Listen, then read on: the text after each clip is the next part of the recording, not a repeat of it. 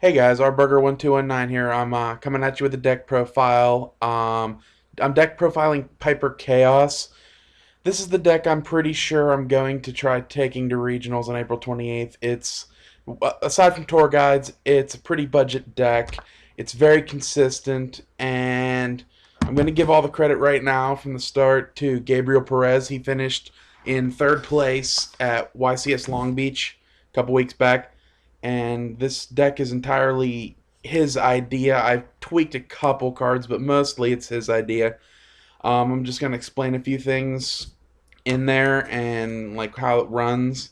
And if you guys want, I'm gonna have on the upper right hand corner here his Yu-Gi-Oh page or Yu-Gi-Oh YouTube page because he's been giving me some tips and advice on how to run it. So it'll be YGO Team SDC. It'll be up in the upper right hand corner. Also, if you could subscribe to me in the upper left hand corner, that would be fantastic. So let's start off the deck profile. Obviously, the first three cards are Mystic Pipers. No surprise there. It's the main theme of the deck. Draw a card, and if it's a level 1, you draw another card. Basic plussing. At least you at least get a 1-for-1 with him, and then if you get another one, you plus 1 on that. And it can help your Chaos Engine. It's just a really good card. And Kinkabayo. This is a spirit monster. It's also level 1. You can special summon a level 1 from your grave. Also easy, real nice to bring back Effect Veiler or Piper and then tribute it off again. And then end phase, since it's spirit, Kinka comes back to your hand. It's great. Really good card. So, but I wouldn't run 3 just because it does clutter a lot. Because I was running it at 3 before and I dropped it down to 2. DD Crow. This was a really good tech card for this deck. Mainly, especially with Dark Worlds being as what they are, and Heroes seeing a lot of play. Um, you want to be able to take something that they're targeting out of the graveyard. Battle Fader's just not really cutting it anymore.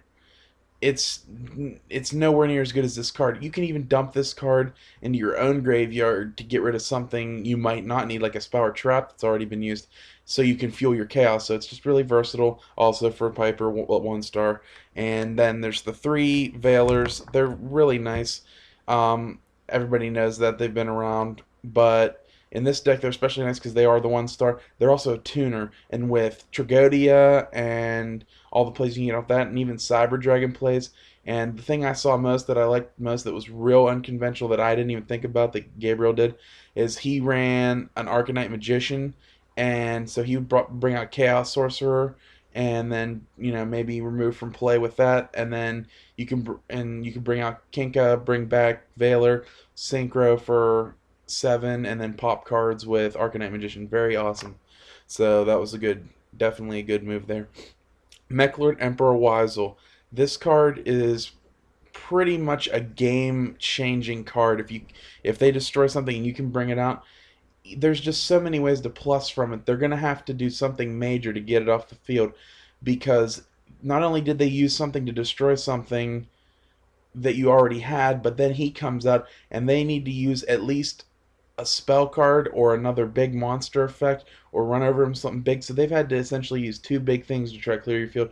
And when he comes out on the field, he could sit there for a long time until they can get maybe 2 spell cards in a row, or run him over or wait for you to run into a trap. But it's definitely good if they use resources on that. That's fantastic. So, and he's also 1 star, so it's just a great card. Um, 2 Thunder King Ryo. I know people say in this format Thunder King's not that good, but I still like having, play something to stop duality, something to stop all the searching that the E-Heroes do. I mean, if the E-Heroes are running their 6 monsters and they can't start drawing any of them, and you bust out Thunder King and just sit it there, they're not, I mean, they're not going to be able to do anything. They can't emergency call Rhoda. They can't do any of that. So Stratos wouldn't even help them. So I really like Thunder King still. He's really a good card. You can side him out for other matches, but I still like him. Obviously, you want to run tour guides. They are still the best card in the game. It's a +1. Even if they waste an Effect Veiler or a Max C on you, you're still going to get your playoff. And all in all, that is usually more important than, you know, card advantages. If you can get your plays off, you set yourself up better. I mean, I'm not saying give them 5 or 6 cards, but if you just give them a second card as opposed to the one they were already getting whenever you activate a tour guide's effect, it's not going to kill you. So that's great. Sangan, obviously, self-explanatory. Two Tragodia, also pretty self-explanatory for anyone who knows the game. You know, you can manipulate so many levels in the graveyard, and it's just, it can become a huge beater if you just, like, first turn you just Piper, get rid of it, and then you have, five, so you still have your 6 cards in your hand, maybe even 7 in pass, and they pop in a Tragodia. They really don't, I mean, there's really nothing. They'd have to use something big to get over a 3600 beater. So, that's a very good card. Gores, obviously, just not a lot of back row. So one Cyber Dragon. This is a good card. I might be taking it out. It's just kind of not for me. I never seem to draw it at the right time. It just never seems to work for me.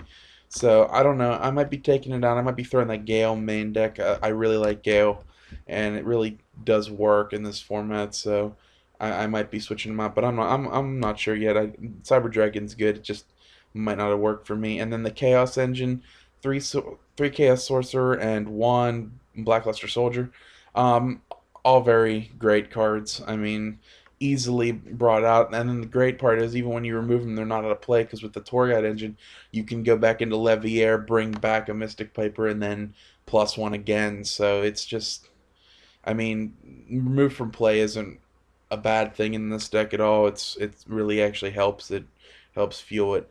For spells, you got Mind Control, just with the 3 tuners, and you know whatever you could possibly do. Mind Control or with Exceeding, so you got level 4s, level 3s. So I mean, there's a lot of possibility for Mind Control to be good. Creature Swap's been a clutch card in this deck for as long as it's been a decent deck. Just because of Kinka, you can bring back your Mystic Piper, drop it off for another card, and then Creature Swap and take the dude's big monster, and then end your turn, and Kinka comes back to your hand. So that's really good play. Book of Moon, obviously. Monster Reborn, 3 MSTs. You need to clear that back row for this deck. Heavy, Staple, Dark Hole Staple. I run 2 dualities. You don't. I might be cutting this down too. This is one of the things I changed.